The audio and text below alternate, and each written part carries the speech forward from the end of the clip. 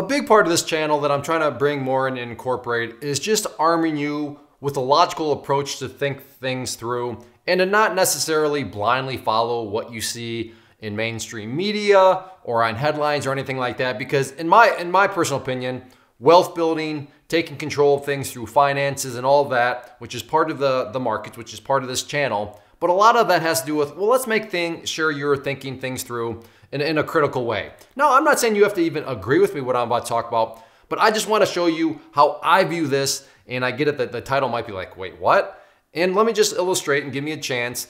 And that way, like I said, you can disagree with me if you want, but let's just, at the end of the day, hopefully we can all, iron sharpens iron, improve our critical thinking here on how things actually work. But yeah, the student loan debt issue, crisis, problem, whatever you want to call it, it's been in the news. And yeah, you know, it's a big, big problem. And I get it. It's one thing to complain and, oh, it's this and this and start to blame. Or it's another thing where it's like, well, what is the actual solution? How do you fix all this? And greed is how you fix it. But before we get to how greed fixes it, let's go through how it works right now. You have a student. They say, they want a degree in anything, you know, biology, engineering, the history of, you know, Roman wooden shoes, you know, underwater pottery, you know, they want some sort of degree. They want to study something and they go to the government. And what does the government say? Oh, sure. Yes. Approved. You know, government subsidized loans. So there we go, right? And that way the idea is, well, everybody can go, you know, that they can study what they want. And okay, there you go. But here's the pathway that I believe is a solution, is we introduce greed into all this. Because what do greedy banks, what do greedy people want? Well, they want to make money, right? Hopefully we can all agree on that premise. So let's go through this again. And let's say that I say, get the government out. Bye government. And let's replace this with greed.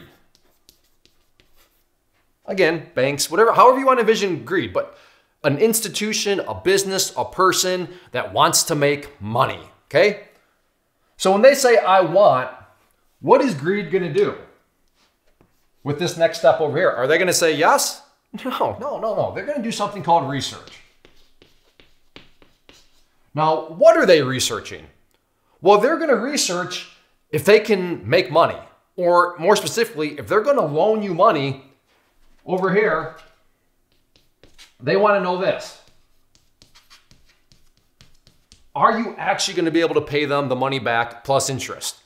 That's just what a wise business person would do. That's what a greedy business person would do, because they want to do it to make money. So they are definitely going to research, can you pay them back? Now, how are they going to know if you're going to pay them back? I shouldn't say no, because yes, there's no such thing as a guarantee, but how can they determine if there's a high likelihood that you're going to be able to pay them back? Well, part of the research is going to be,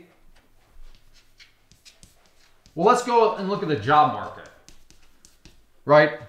If this person wants to get a nursing degree, oh, wow, there's like a lot of, there's a big need for nurses. There's lots of job openings for nurses. Wow, nurses get paid a good, respectable salary. Okay, in that situation, what do you think is going to happen? Well, yeah, approved. We'll make you that loan, because according to our research in the job market for nursing, we'll be able to pay you back. And not only that, you'll be able to pay us back and pay us back with some interest. Fantastic. There we go. That is a good thing. But let's say this person comes and says, I want a degree in underwater pottery making. The greedy person is going to say, well, I want to make money, but let me go do my research first. They're going to go out there, do all that same research, and they're going to come back and be like, no, that's not happening. We're not giving you $100,000, $80,000, whatever the cost of your college is. We're not going to give you that because you want an underwater degree. Not because we care about you, because I'm just the greedy savage, but I care about me.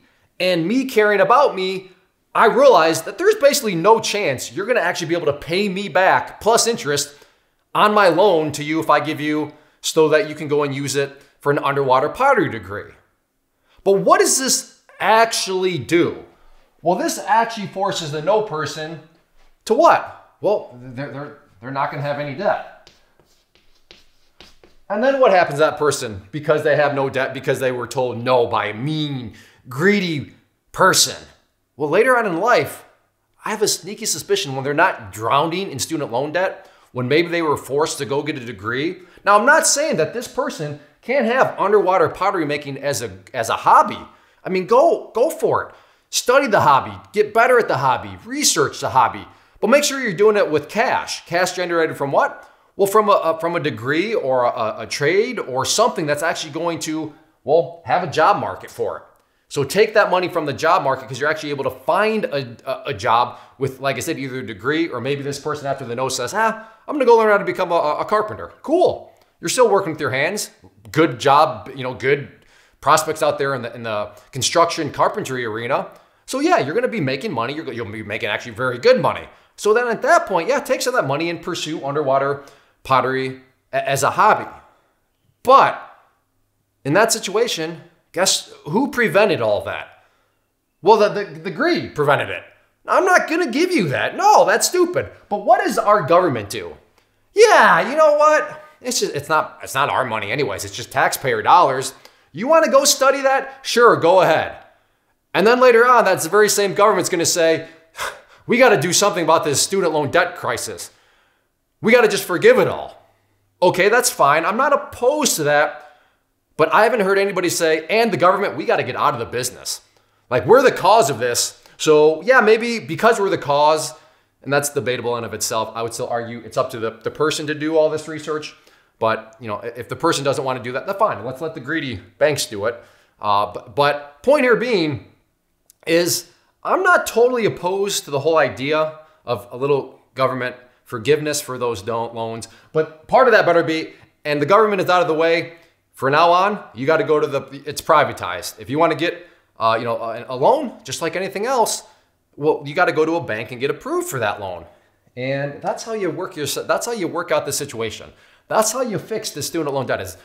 It's government created, and this is how. So you can be upset at greedy people, and greedy people could do all this without the intent of doing it, right? I'm not saying that a greedy person shows up and says, I want to fix it. No, I'm saying the greedy person shows up and literally is like, how do I make as much money as possible? And even with that attitude, it's fixing the process. It's helping this person out. It's helping somebody that 10, 15 years down the road is not sitting there saying, why did I do that? I can't get ahead. I can't get a house. I can't do this, that, or the other because so much of my paycheck goes to my student loan payment and it's a disaster. Because nobody said no to them in the first place when they should have been told no. And you know who's going to tell them no? Somebody that's not going to be able to get paid back, such as a greedy person. But in the big picture, it works itself out. And I think everybody is definitely going to be happy in that situation.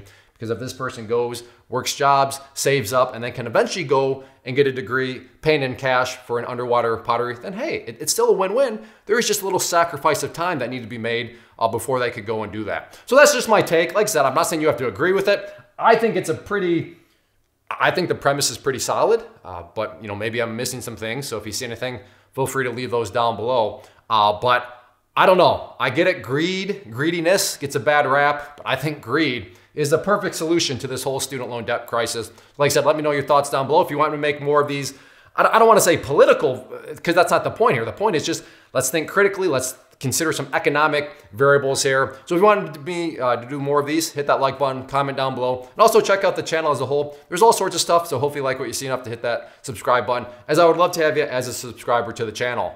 First off, thanks so much for watching the entire video. Real quick, before you go, I want to invite you to a live webinar, web class, training, workshop, online event, whatever you want to call it, but it will be me live revealing to you what I've discovered that has allowed me to transform myself from being an employee to being my own boss, including how I had only one losing day out of 73 days in total.